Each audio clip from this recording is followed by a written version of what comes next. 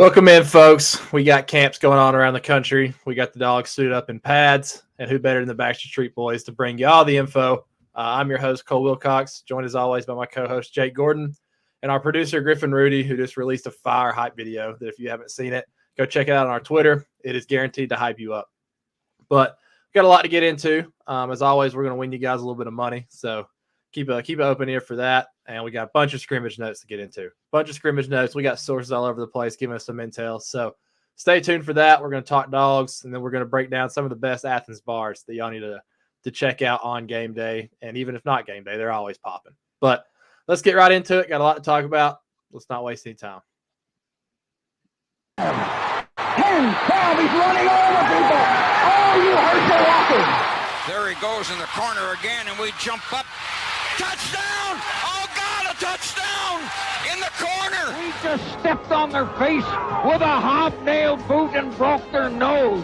We just crushed their face. Swift's got running room. Swift by the defense. 40, 30. They won't catch him. Go, Swift, into the end zone. Touchdown! The freshman just ran it back to Philadelphia. From 15, 10, 5. Touchdown, touchdown, touchdown. Dogs win it. We're headed to Atlanta. Near sideline, and it's intercepted. Keely Ringo at the 21. Off he goes. 40, 50, 45, 40, 35, 30. Near sideline, breaks the tackle. 20, 15, 10, 5. Touchdown, touchdown, touchdown, Georgia. I know I'm asking a lot, you guys, but hunker it down one more time. Well, we're back. Appreciate you guys listening in. As always, subscribe to the YouTube channel and like this video while you're listening. Don't take no time. But boys, how's the week going? Hey, it's good. School start back, full day of classes on Wednesday. Yeah, is what it is. Yeah, school's back in the mix. Jake, I think you were muted right there. But oh yeah, I was. Yeah, that was my fault. Yeah, I'm excited. Got to just keep getting closer and closer to September 3rd. I'm gonna be in Atlanta for the game. Very excited. Yeah, that game is getting real close. It's starting to really feel like football. We got a lot of fans talking on Twitter, talking some nonsense. Florida's getting offended by somebody accusing them of having 6 losses, which I don't know. They might need to smell some roses on that. But that picture they posted today with the recruit that just decommitted from Notre Dame and they had the 2 college football playoff trophies was outlandish. That can't happen. If you've never won one, you can't be posting that. Yeah, you can't be posting that if you've never had. Yeah, that's awful. Like, genuinely, what are they doing? That's freaking They're pushing it with the Heisman, too. I know they've had a few, but they're pushing it with the Heisman. That's been a while. Pushing it. Yeah. Yeah, we need to get a Heisman in there. We need to mix that in. But speaking of, that leads us right into it. We got playoff predictions coming out the woodworks, and I've seen some that are just flat out ridiculous. I've seen some that need some help. So we're going to give our playoff predictions on here, but we're also going to talk about some value picks. I think Griff has made the graphic, and we flashed that on Twitter yesterday. If you're watching on YouTube, they're up here. We'll start with this, Griff. Griff, give us your playoff prediction real quick. Well, number one seed, I got the Georgia Bulldogs. We're going undefeated, winning the SEC championship. We're going to be the 1 seed. 2 seed, I don't really see anybody in the Big Ten beating Ohio State, so that's tough for me. Gonna have to take Ohio State, the 2 seed. 3 seed, I think Clemson bounces back. Big year for them. We'll talk about some guys I think make some noise in the Heisman race later, but Clemson, I think they slip in there at the 3 seed, and then you can't have a playoff without Alabama. Obviously, they're going to find a way in there. I actually had a bold prediction. I tweeted it to Josh Pate for his show, but I said that Georgia would beat Alabama in the SEC championship and the national championship this year. So I'm sticking to that. They'll be the 4 seed. Nice. Or, well, I guess they would have to be 3 or 4, whatever. Those are the 4 teams. Yeah. That's not chalky at all. Jake, what you got? That's something that always drives me crazy is as most of you listening to this probably know, I have a pretty bold prediction for the playoff and everybody's like, oh, that's crazy. I'm like, oh, should I just pick the 4 favorites? I mean, come on, let's have a little fun with it. Jeez. But I got NC State in there, man. One of the only teams in the country returning their starting quarterback who was top 15 in yards and touchdowns last year. I think he's going to be a top 10 pick. Returning pretty much all their coaching staff, returning 10 starters on a defense that was top 20 last year. They've got a really easy schedule. I think NC State can really make the playoffs. I think they're going to meet Miami in the ACC championship. I think they're going to win. And as long as they can beat Clemson in Death Valley, that's probably going to be the hardest part of their schedule. And with, DJ Uiagalelei, if he's still the starter in Clemson, I think they're going to have a hard time moving the ball on NC State. I think NC State can win that game. Yeah. Yeah. And your other three, the top three favorites. Oh, Alabama, Georgia, and Ohio State. Yeah. I don't think Alabama and Ohio State lose. I think Georgia loses in Atlanta, but once again, we've seen that can work out just fine. So I think it will end up being Georgia and Ohio State as the 2 and the 3 seed, and then NC State against Alabama. Yeah, no, I like the value there at NC State. If you're not watching on YouTube, we have the odds pulled up, and NC State's at plus 1,400. Which, I mean, if you've got some money for sure, I think that's a good play. If you're unfamiliar with how odds work, plus 1,400 is 14-1. So you're getting 14 times your value there on a team that, like Jake said, has a pretty easy schedule and a lot of returners. And I think their defense is going to be really good. So I like the pick a lot, and we talked about this in the group chat. I got Miami making the playoff. We talked about that Miami-NC State ACC championship game. For me, the ACC Coastal is literally the worst conference or division of a conference in the entire country. I mean, if Miami doesn't win that side, they're really, really struggling. They're just way better than everybody. And I know people are like, well, Miami's 7-5 last year. Well, they ended 5-2 when Tyler Van Dyke took over, including wins at NC State and at Pitt. So I think they're a team with a lot of momentum. As you can see on the recruiting trail, they got a really good coaching staff. I just like them to run through that side of the division. My other two teams in the playoff are Alabama and Georgia. And my final team is Michigan. People might think I'm crazy for that. They're plus 450 here, so 4.5-1.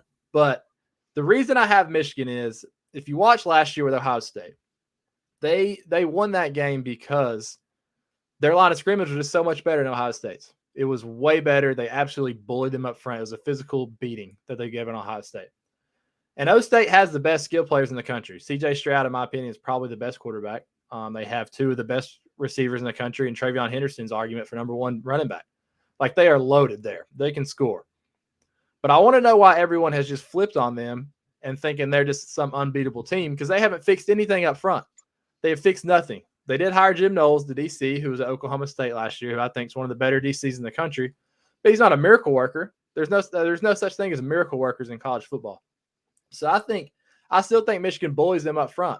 They're going to have a really good offensive line or another really good defensive line. So until Ohio State proves me otherwise in the trenches, I'm not taking them. I'm staying away from them. So that's my 4 for the playoff. But there's a lot of question marks in the Big Ten this year. I mean, Wisconsin, I don't know if they're going to be that great. I mean, it's probably going to come down to Michigan and Ohio State, maybe Michigan State. Peyton Thorne's a veteran quarterback. Maybe they make a little noise, but I think it's down to those 2 pretty much. Yeah, as you can see on these graphics here, like they're the only 2 Big Ten teams listed. I don't even know who the next closest odds are. I guess it is Michigan State. But yeah, it's a 2-horse race, and if it's a 1-game season and the better team has a line of scrimmage, I'm going to take them, especially at plus 450. What are some odds y'all like on here that I tweeted out if you had $500 to sprinkle some? What would y'all sprinkle $500 on here? I would say just as a long shot. Obviously, I got NC State, but I don't hate Baylor at those odds. I like Baylor at plus 510 to win the Big 12 too, because none of the teams out there really move me. Texas does not move me. Oklahoma most certainly does not move me at plus 450. I don't know what they're doing there. I'm going to be honest with you. USC at plus 450. I feel like those aren't great odds either, even though the Pac-10 is pretty weak, or Pac-12. And then Utah at plus 550. I mean, I'll know everything I need to know about Utah and Florida after week 1. Yeah. I agree with that. I'm agree. Oklahoma at plus 450. That's burning money, in my opinion. You're only getting 4.5-1 for them to make the playoff in a Big 12 that I think is pretty even. That's why I think Baylor's going to win the Big 12, but to make the playoff is tough because I think there's a lot of teams that can beat Baylor in the Big 12. So watch out for TCU. Yeah, TCU. We'll get into that later. I think TCU can make a little push. And everybody's on Kansas State too. I mean, everybody and their brother has Kansas State as a sleeper. So I don't know. Griff, who'd you say you'd sprinkle on? I like sprinkling on Miami. You've kind of talked me into that a little bit after all that, and I like Tyler Van Dyke. Baylor is an interesting one. I think I like them the best out of the Big 12 just because, like, Oklahoma just has too many question marks for me with all that turnover with the staff and everything.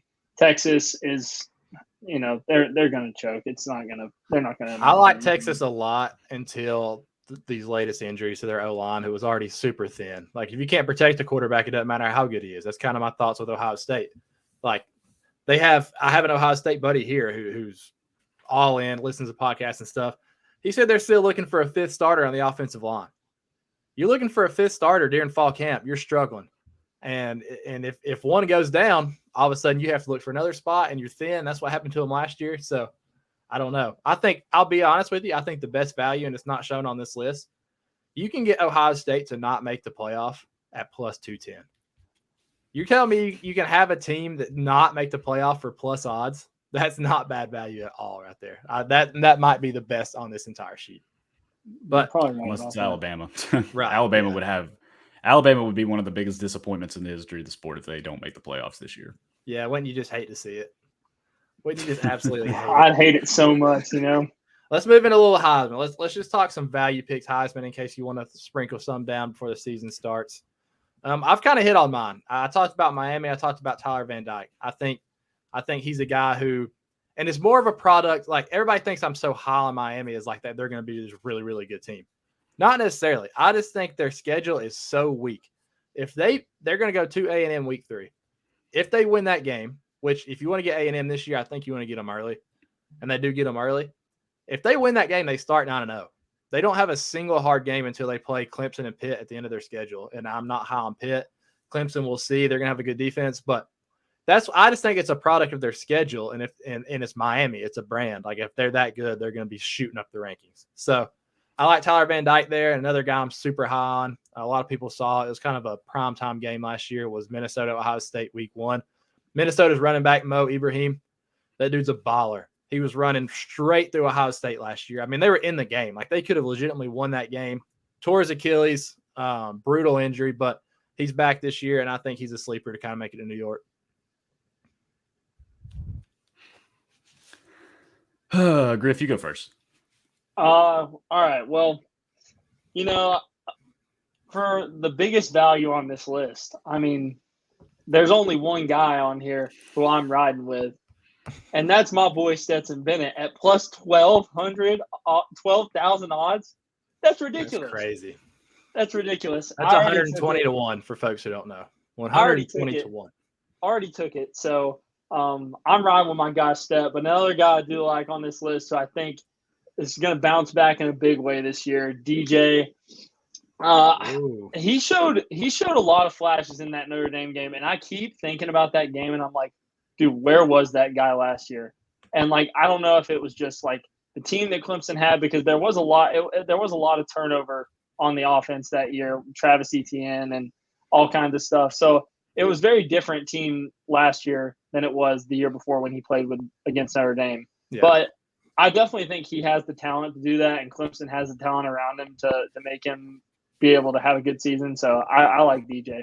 Yeah, that's coming a long way from when you went viral at College Game Day for holding up a sign that said DJ Ugla D's nuts. So that is true. We'll have to throw it back. We'll have to throw it back on the Twitter with that picture so everyone can see it. Jake shook his head no. I got it. He's out on DJ. If I gotta make a pick, if I had to pick one guy on this list, I'd pick Caleb Williams. Yeah, that's who I would go with. He's still with Lincoln Riley. Obviously, the top 3 quarterbacks here; those are going to be your front runners. I would say Will Anderson, but I think the quarterbacks are going to have too good of a year. I know they want to give it to a defensive player, maybe. Like, I feel like they're kind of itching, yeah. But not with these guys producing like they are. Jahmyr Gibbs at plus 1,400, solid value. The guys that I had written down, and this is like, okay, you're getting fantastic value. Devin Leary was plus 12,000 about 2 weeks ago, and now he's up to plus 2,000. As you know, if NC State does make the playoffs, he's going to be in New York. Yeah, 100%. Zach Evans at plus 15,000 in an Ole Miss offense that's going to be producing a lot. He's really talented. I'm not sure if Ole Miss will be good enough for him to win that. That's kind of how I feel about Will Rogers too. But the one guy I keep coming back to is Haynes King. If Texas A&M really finally does, take the step and they become, the talk of the town, let's say they beat Alabama again. Let's say they make the SEC championship. Haynes King at plus 10,000 is going to be really, really good value. And shout out to my guy Jake Haener at plus 9,000, but they're not giving the Heisman to a Fresno State quarterback. Yeah, I actually made Griff put him on this list because Fresno State is like they could legitimately be Cincinnati of last year. Like they are good. I think Hayner's going to be a first round pick this year. I think he would have got drafted pretty high last year. He's a good player. Fresno State's sneaky. Like, yeah, I like that a lot. We might can hit on that later in the year when they're hot, but I want it on record that I think Fresno State is going to be a dangerous team that they could cause some chaos in the playoffs, which is what I live for. Live for some playoff chaos. But yeah, I think we hit on the good values here. There's a lot that goes into it. The Heisman, a lot of story background too, and everything. So we'll see what happens. But a lot of good players. You mentioned Zach Evans. I tweeted out a list of my hot takes, and these were flaming hot. Like these were takes where if 2 of the 8 hit or 2 of the 9, however many I put out hit, I did a good job. I'm gonna pat myself on the back. But I had some people in the comments tagging the remind me of this in 3 months page. Like, yo, it was the Miami one. They're like plus 12,000 to make the dang playoff or plus 1,200. It's not like I'm betting the favorites here. So I might have people roast me in 3 months if it doesn't happen, but they didn't put any predictions down. Well, I mean, what you guys want to say? Oh, here's my bold prediction for the year. Alabama's going to make the playoff. Yeah, sick. Really exciting, dude. Way to put your neck out. And But speaking of that, I put Zach Evans. I think he can lead the league in rushing, or lead the SEC in rushing. I really, really do. That's a team that they don't have Matt Corral anymore. They have a talented quarterback in Dart, but they're going to run the ball a lot. And Zach Evans is ultra talented. Like everybody. If you watched Ole Miss last year, Snoop Connor was fantastic in that offense. I like him a lot in the NFL going forward. And who was Jerrion Ely? Mm-hmm. He was another guy, solid. I think Evans can really. I think he can really help carry that offense. Yeah, I like Evans. That. I think it's a good opinion. Evans is way more talented than them too. Like he can do a lot of things that they can't do. So yeah, I'm kind of excited to see him. Most people remember that name. He was a guy Georgia was in the mix for. Had some character issues reportedly, but he's went to TCU now. He's at Ole Miss, so we'll see what he can do. Well, let's move on to the dogs. Well, go ahead. Yeah, if we're going to talk about running backs, I want to talk about Andrew Paul and Branson Robinson. I've been itching to talk about kick it off. Because we're talking about I mean, like everybody's freaking out. Georgia doesn't, they don't have anybody in this upcoming class at running back. Apparently, Andrew Paul and Branson Robinson have both been fantastic. And obviously, you need to get a running back. You need to keep refilling talent at the positions. But with the transfer portal and the way these two guys are looking, I'm really not that concerned as many people are. And we know how Georgia is with running backs. Every time you think, oh, well, the next ones aren't going to be good as the last ones. It just never works out that way. Yeah, and it's funny, too, because I'll be honest, the last position I'm ever worried about on this team is running back at this point. I just, even when we get a commit running back, it's just kind of like, I see Georgia gets commit. I'm like, oh, sweet, who is it? It's a running back. I'm like, oh, okay, cool. It's like one of those things at this point where it's like, whatever. Kind of like DBs and running backs, I know we're going to get them. It's my buddy here is Ohio State, and he says the same thing for them with receivers. Like if I see we get a receiver commit, I'm like, oh yeah, let's go. He's itching for defense. He's like, dude, we can't get any defense. We keep getting these receivers. Like that's just how running backs is to me. It's one of those things where it's awesome, but it's a luxury at this point where I'm not worried about it at all. One of the biggest mistakes Georgia Southern ever made was not making Del McGee the permanent head coach.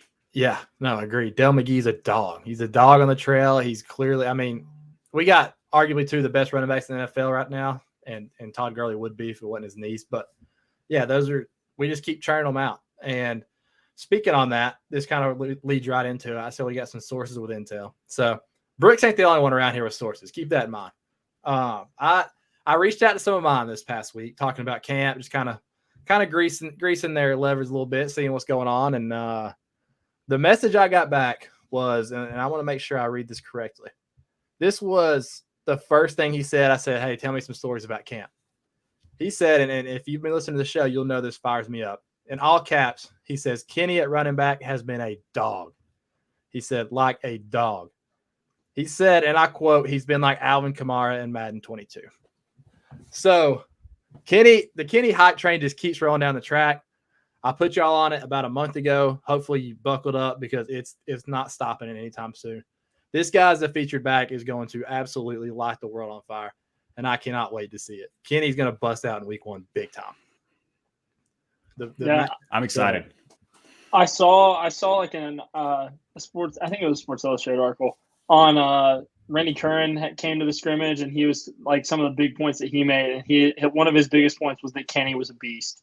And I was just like, oh, yeah, let's go. Like, I can't wait to watch Cam McIntosh play football this year. Like, I cannot wait. Dude, every time the ball's in his hand, something good happened. Like, you remember, if you think back to the Cincinnati game, he was in there for that last drive making play after play to get us down the field to set us up for the field goal.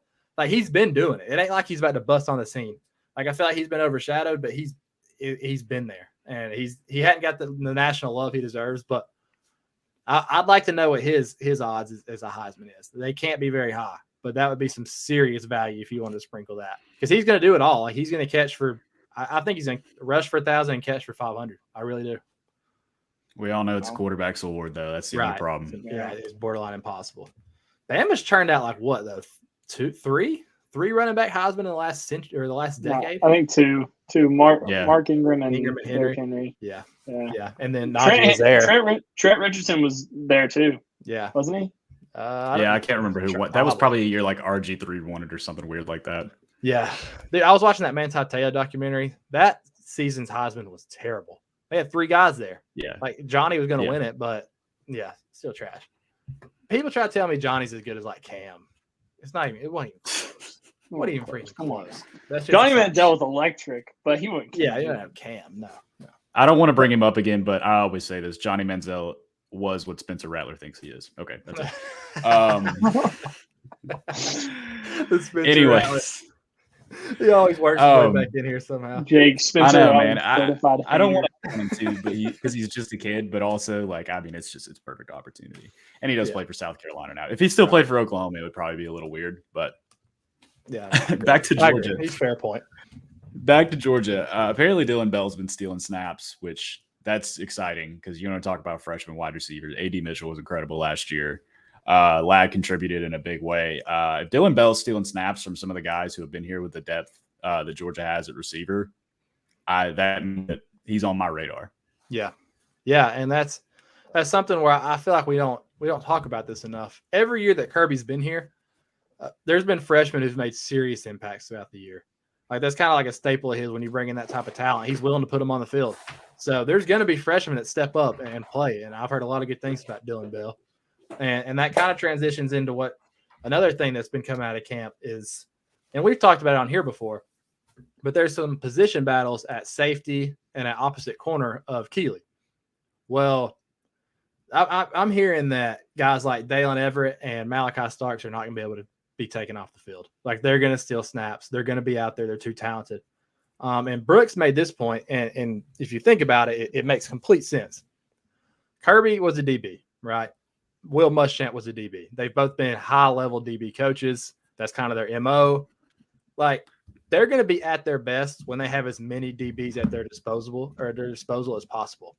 When they can mix in guys, when they can run some nickel, like our base defense is nickel. And if you don't know what that means, it means there's 5 DBs out there. That's that star position. You have the 2 corners, the safety, the star is the 5th DB. I've heard we're going to run a lot of dime this year, which is adding another safety on the field or another corner on the field. So, I mean, you could roll out Keeley and Kimber on the outside, the both Smiths over the top, Starks, Everett on the boundaries. Like, there's a lot of things they can do, and Kirby's going to really work his magic when he has that many DBs. So, I'm excited to see if we can mix that in some. Yeah, and that's the thing about Kirby. He's going to make sure the best players are on the field. And apparently Malachi Starks has been all over the place. It might be like a double star type situation where you got a guy that's kind of playing, a little half safety, half corner. That seems like that's probably going to be a fit for him, especially just his combination of size and speed. But on 3, freshman All-American, the hype train's going. I think Malachi Starks is going to be incredible. I can't wait. Yeah, I mean, you look back at that class last year and you're like, dang, do we really need all these DBs? But you think about how college's football is moving towards, and you've heard it like the air raid. Look at all the good teams. They're throwing the ball, they're slinging it, and people are like, "How are you going to stop this?" Like how are you going to stop this? Well, you recruit big, physical, fast DBs, and you put a lot of them on the field. I actually read an article to brief, and it was a PFF article on studies on dime packages last year, and this was in the NFL, so it's a little bit different where stuff is even more balanced. And dime is tough. Like, the reason people don't just stay in it is because it's very susceptible to the run, allegedly. But it was a study, and they balanced out when teams were in dime packages, mostly 3rd and long, the explosive plays were way down, way down. And that's something Kirby talks about. Offenses want to be explosive. We want to be explosive. And so a way to take that away is to put as many big physical guys that can match up with their guys as possible on the field.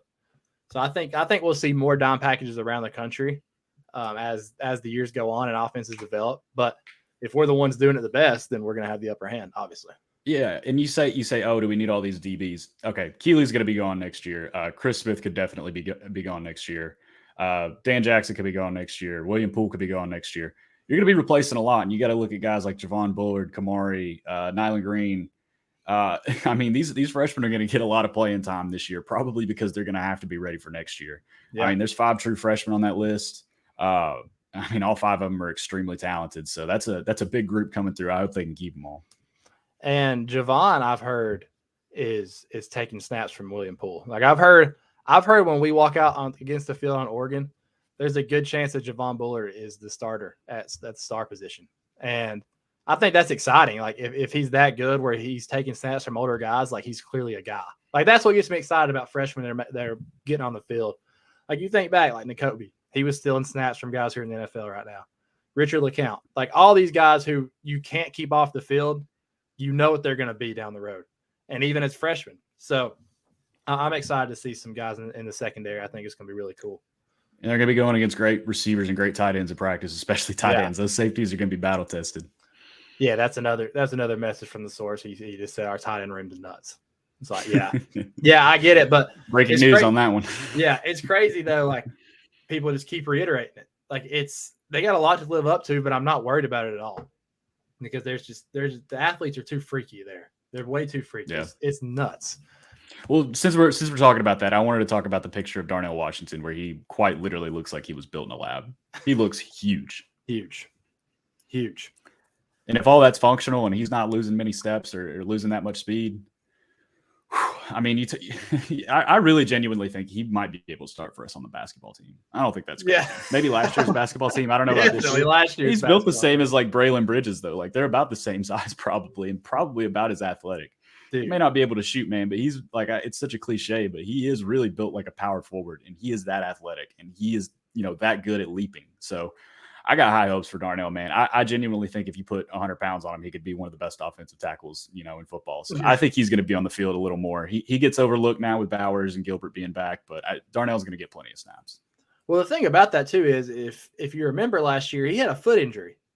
Even Todd Monken referenced that in his presser last week that we talked about. He mentioned Darnell and he was like, listen, we want to get the ball to Darnell. Like he's a playmaker, obviously. And last year we weren't able to do that as much because he had the foot injury. And a lot of people were questioning, hey, throw the ball to Darnell. They know what they have in Darnell Washington, I promise. Like they recruited him hard. They're not naive to what he can do. But he was also limited in some of the stuff they could do, and he didn't want to put a lot of pressure on him when he didn't have to. Well, this year, if he's 100%, like you said, I think a whole new level of him is unlocked.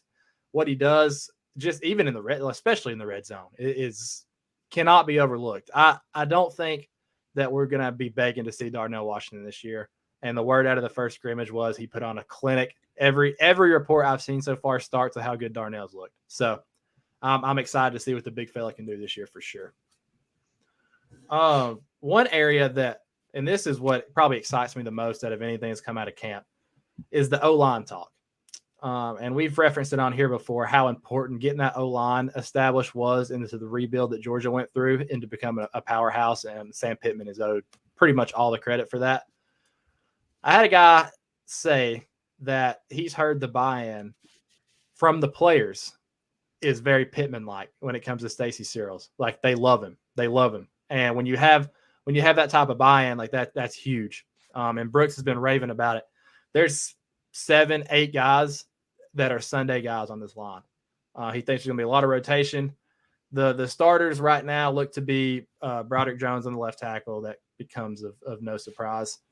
Devin Willock at left guard, SVP in the middle, Tate Ratledge at right guard, McClendon at right tackle.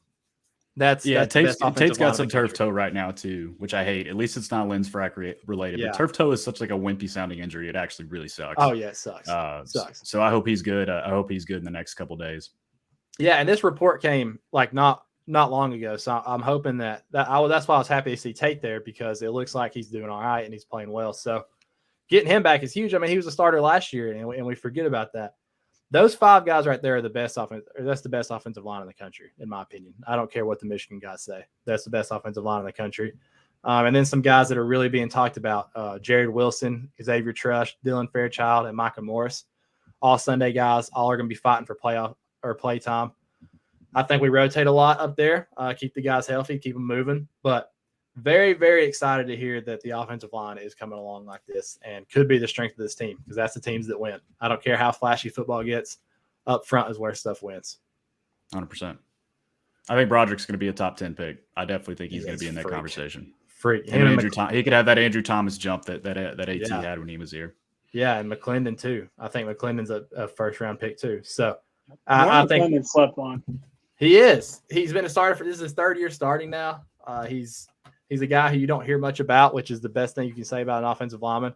Yeah. So I'm super excited that's going to be taken care of. I think this offense is about to surprise a lot of folks. That was also Nicole's bold predictions. So check that out.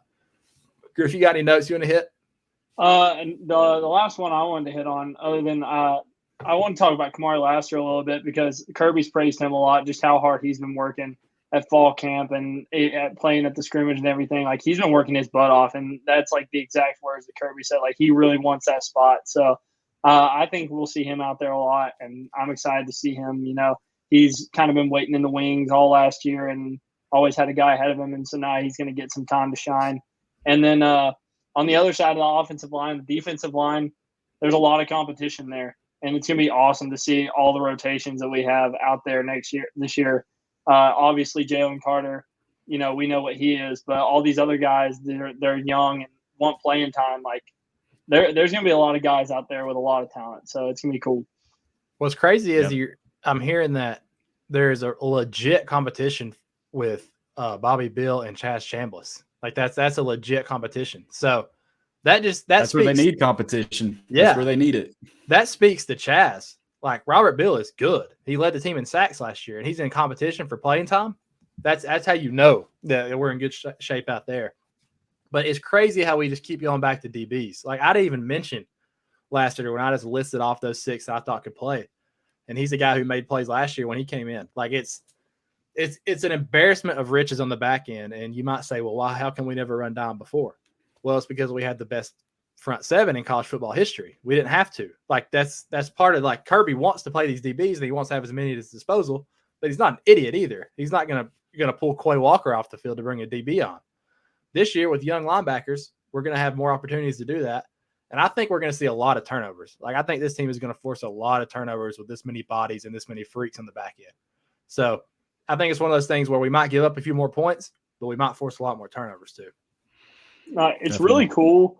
It's really cool because last year, obviously, our front 7 was one of the greatest ever. And, like, it was crazy. But this year, I think our defense is going to be built on our secondary.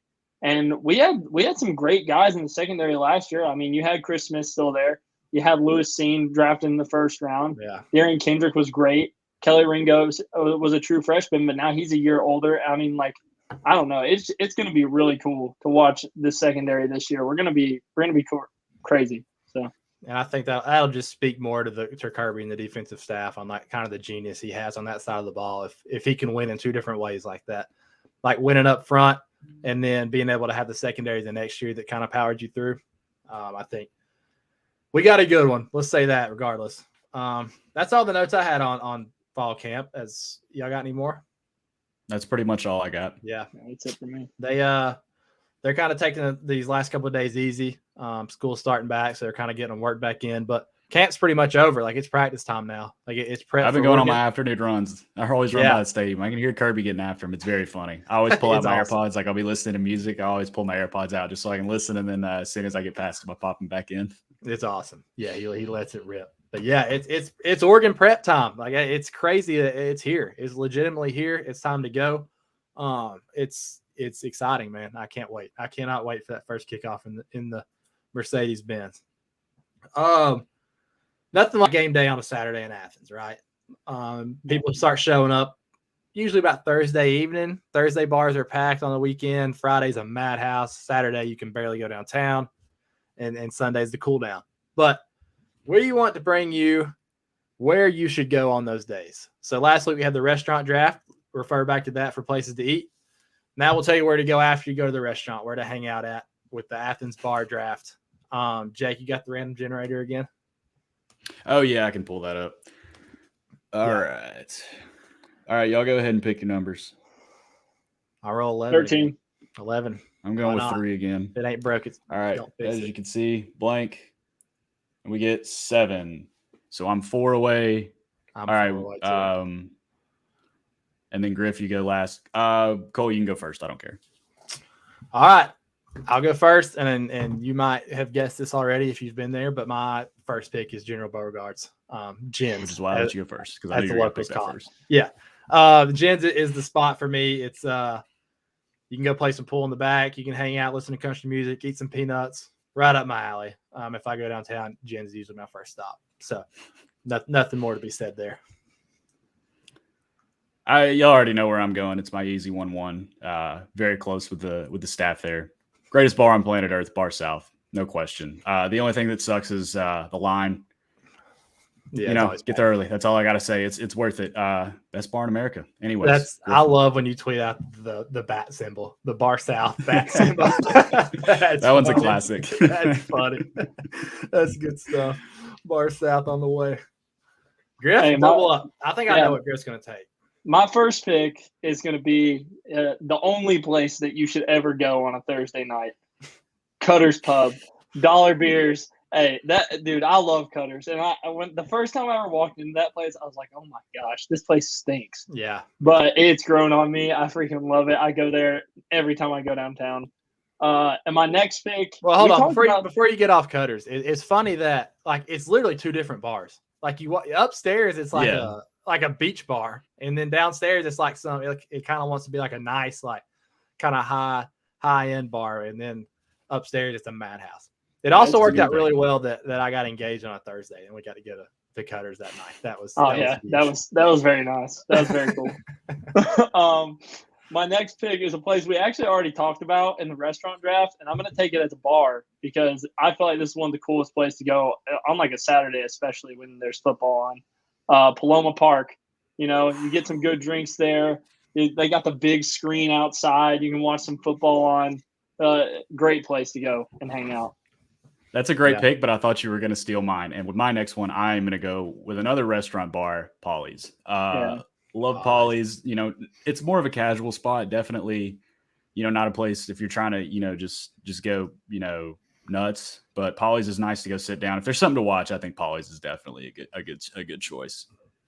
Yeah, I like Polly's a lot. Polly's is very low key, cool. It can get packed pretty quick, but Polly's is a good spot.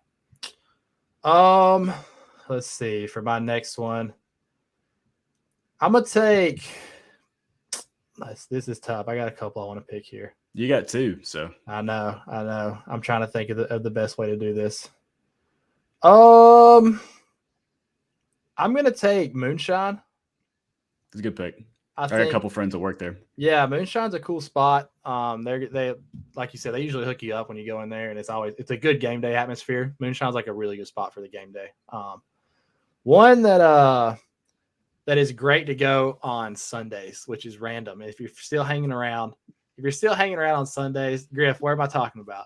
I know where you're talking. You're talking about 1785, man. 1785 with karaoke on Sunday nights is legit. I know a lot of people that work there too. That's like the best spot on a Sunday night because it worked out well where baseball is off on Mondays. So Sunday night was kind of the time, and we go down there, sing some karaoke, some trivia usually going on, pretty low key, but it was that's a great spot on Sundays.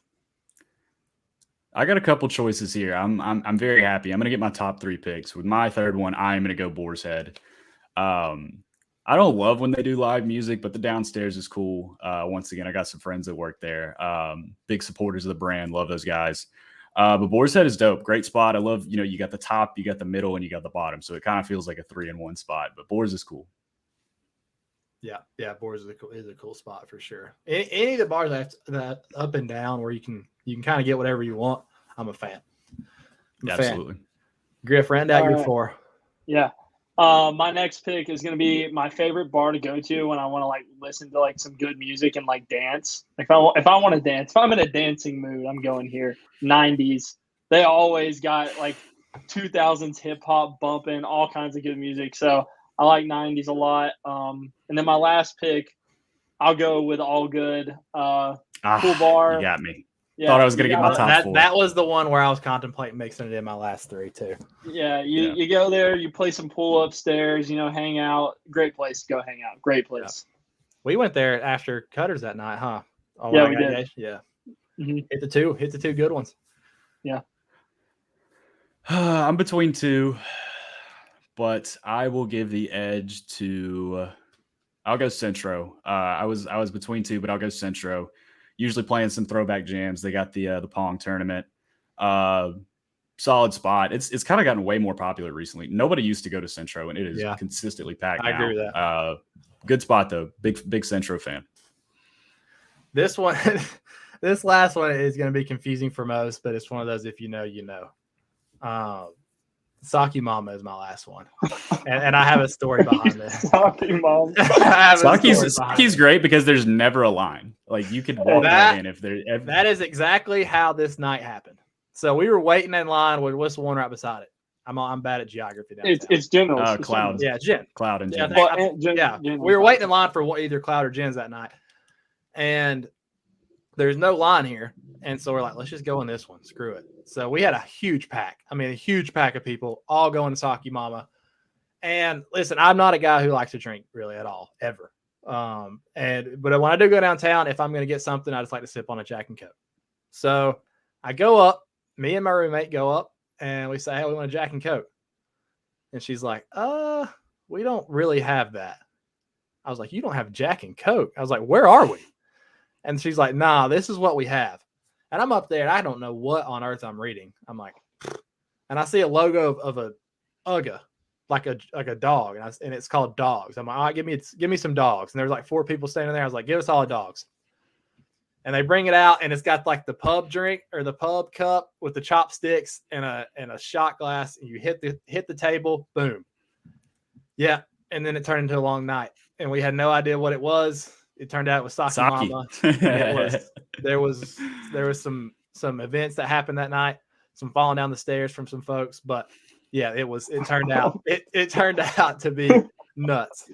But yeah, Saki Mama, shout out. Nobody if you're looking to have a different time, a good time, Saki Mama.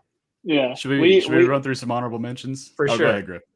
No, yeah, we and Cole got home that night. We found a certain person laying outside, they'd fallen off our front porch and like literally fallen asleep on the ground. I don't know what it was about Saki, bro, but it hit different. It had some people turned inside out.